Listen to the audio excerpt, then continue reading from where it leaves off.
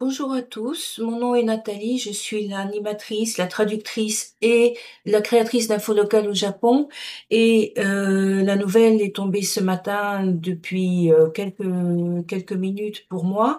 Le typhon qui ne devait pas naître et qui est au moment où il était proche de Okinawa a décidé finalement de devenir un typhon. Nous sommes donc maintenant dans une situation où les vents sont plus forts qu'une tempête normale. Et il est donc important de voir comment va se passer, parce que je pense que certaines personnes vont s'inquiéter rien qu'au terme de typhon. Donc je vais réexpliquer un petit peu les dangers à partir de maintenant. J'aimerais d'abord vous rassurer sur le fait que c'est un petit typhon. Ça veut dire que c'est en fait une grosse tempête tropicale qui, sur une nomenclature internationale, n'aurait pas le nom de cyclone, hein, mais sur la norme japonaise a le nom de typhon, parce qu'il y a des grands risques associés à ce genre de tempête. Donc on va parler des risques, et les personnes qui se trouvent actuellement dans les préfectures, notamment de Kagoshima et de Kumamoto, et éventuellement celles de Miyazaki et un petit peu de la préfecture de Oita et Nagasaki, ont besoin dès maintenant de se préparer à de très fortes pluies. Plus que le vent, c'est la pluie qui va poser un problème. Alors, comme d'habitude, je vais montrer la course du typhon. La course du typhon, selon la situation actuelle, c'est un typhon qui devrait se déplacer, si tout va bien par rapport aux prévisions, il devrait se déplacer en traversant la préfecture de Kagoshima et mourir comme typhon et redevenir une dépression tropicale à la hauteur de Miyazaki. Alors, qu'est-ce que ça veut dire concrètement? Tant que le typhon est un typhon, il a des vents qui font 62,4 km/h, avec des bourrasques qui peuvent atteindre 90 km/h. Dans ces conditions-là, il y a toujours un danger de se blesser quand on sort, mais ça va pas être le cas partout. Ça va être le cas pour les personnes qui se trouvent à droite de la trajectoire du typhon, à savoir les personnes qui se trouvent dans cette zone ici. D'accord? Les personnes qui se trouvent à gauche du typhon ont essentiellement de la pluie. Et malheureusement, les zones qui sont déjà sinistrées par les pluies du début du mois d'août vont avoir encore plus de pluie, et il y a des risques que les dégâts s'aggravent. Donc ça c'est la mauvaise nouvelle. Du côté de Kagoshima, etc., le vent va certes être très fort, mais il va être très fort tant que le typhon ne n'aura pas touché terre. Une fois que le typhon aura touché terre, ce qu'il va rester, ça va être essentiellement la pluie. D'accord? Et la pluie est extrêmement préoccupante parce que ça va être des très fortes quantités de pluie. Donc, si vous conduisez, surtout que c'est très montagneux dans cette région-là, donc si vous conduisez, il y a des risques que la voiture se trouve coincée dans des petites inondations ou dans des éboulements. Donc, ce que je conseille très fortement, et ce qui est la convention lorsqu'il y a un typhon de cette taille, c'est que vous ne conduisiez pas dans la mesure du possible aujourd'hui jusqu'à demain, en attendant que ça se calme. Donc, pour éviter ça, essayez de trouver un hôtel ou un endroit en ville, hein, de préférence, parce que vous serez quand même plus en sécurité en ville qu'à la campagne si vous n'avez aucun logement. Donc, essayez de vous mettre dans un endroit où vous pourrez passer le temps en attendant que le pire des intempéries soit passé. C'est très triste à dire, mais c'était assez limite. Donc, concrètement, où est-ce que le cercle du typhon va-t-il se déplacer? On va refaire comme toujours ce cercle qui montre l'ampleur actuelle du typhon, et puis on va déplacer la carte pour bien comprendre comment ça se passe. Donc si je déplace la carte en suivant la trajectoire, vous voyez que les régions qui vont être touchées, qui vont être dans la zone du typhon, ça va être d'abord toute la région, si le typhon est ici ce soir, ça va être toute la région de Kagoshima, Kumamoto, Miyazaki, une partie de la région de Nagasaki, y compris la ville de Nagasaki, et puis ça va un petit peu durer et on va se retrouver demain, au moment où le typhon redeviendra une tempête normale, enfin normale si on veut, parce que c'est quand même du vent qui tourne en rond, au moment où ça deviendra une dépression, a priori, c'est toute cette partie-là qui sera encore sous la pluie. Alors, contrairement aux autres fois, où je disais: «Vous pouvez sortir et il y a pas de problème». Cette fois-ci, est-ce que vous pourrez sortir et dans quelle mesure?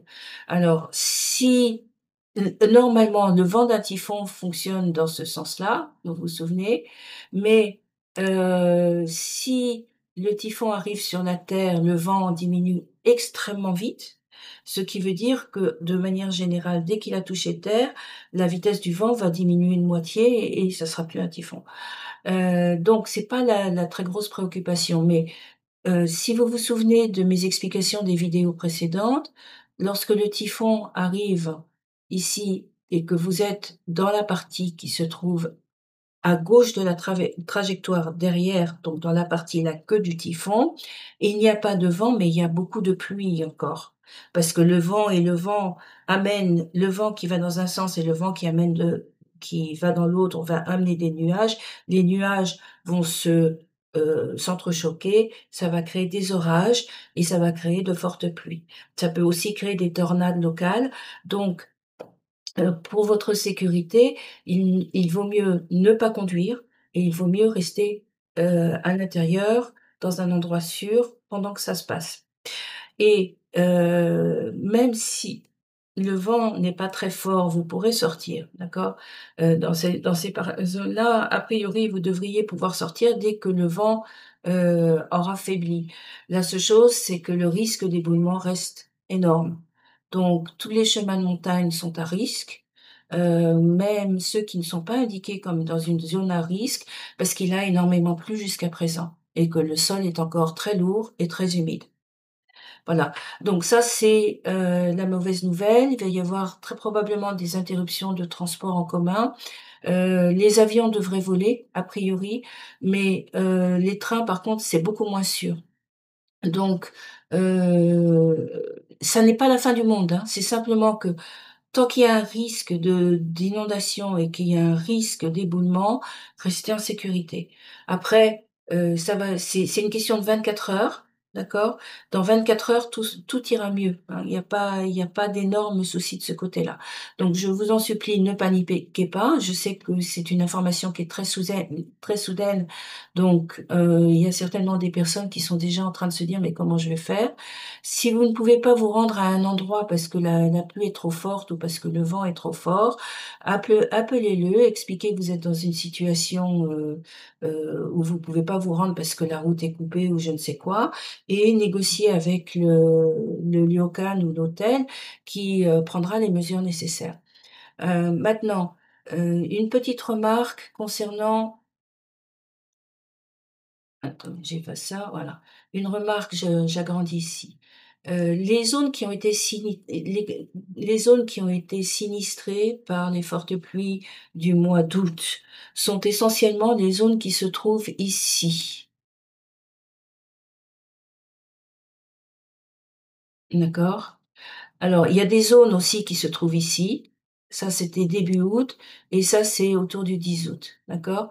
Ces zones-là, à l'heure actuelle, le niveau des rivières, même s'il a baissé, comme il y a eu beaucoup de boue qui s'est déplacée, le lit des rivières est plus haut que d'habitude, parce qu'il y a de la boue, d'accord? Ce qui veut dire que même s'il ne pleut pas énormément, tout d'un coup la rivière, elle va dépasser sa cote d'alerte et elle risque d'inonder tout de nouveau, d'accord?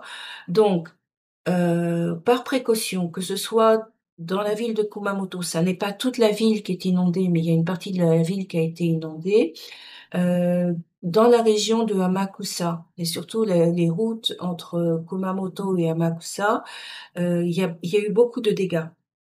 Donc, par précaution, si vous êtes dans une de ces régions, n'allez pas choisir un hôtel qui est, dans le fin fond de la montagne parce que vous risquez d'être coupé du monde le temps qu'on dégage de la boue qui est tombée sur la route, par exemple.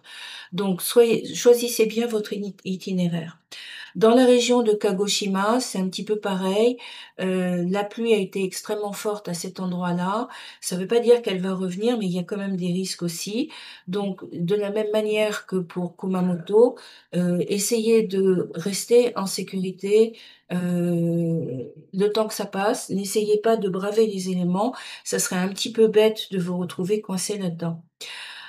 Ensuite, avec toutes ces intempéries, je suis en train de terminer une traduction qui est très importante pour les habitants des villes sinistrées du début du mois d'août, notamment pour les villes dans la préfecture de Kumamoto. Il va y avoir un système de réparation d'urgence des bâtiments qui sont pas complètement détruits. Si votre bâtiment a été détruit, heu, je dirais, au moins la moitié, c'est-à-dire que c'est reconnu comme Hankai. Hankai, c'est à moitié détruit et que vous devriez pouvoir y vivre encore si jamais vous faites des réparations, par exemple de toiture ou des réparations des murs ou des tatamis ou du parquet. Heu, Ces réparations seront prises en charge par la mairie.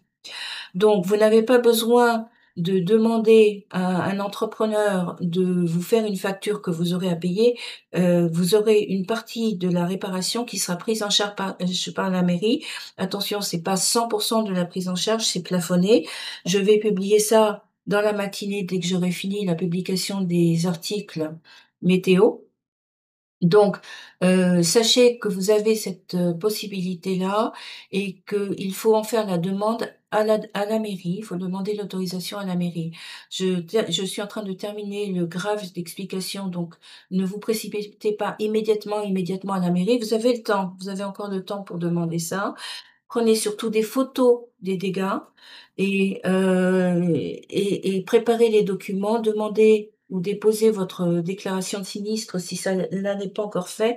Normalement, c'était jusqu'au 18 pour la région de Kirishima et de Kagoshima et c'est un petit peu plus long pour Kumamoto, mais n'attendez pas trop parce que normalement, la déclaration de sinistre doit se déposer très rapidement et vous obtiendrez une attestation de sinistre et l'attestation de sinistre vous permettra de faire ces travaux à prix réduit.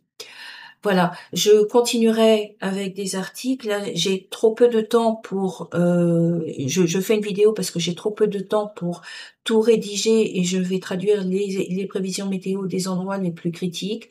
Mais, encore une fois, soyez prudents, courage à vous. Je serai là toute la journée pour surveiller la situation. Donc, si vous avez des questions, n'hésitez pas à les poser et on se reparle très bientôt.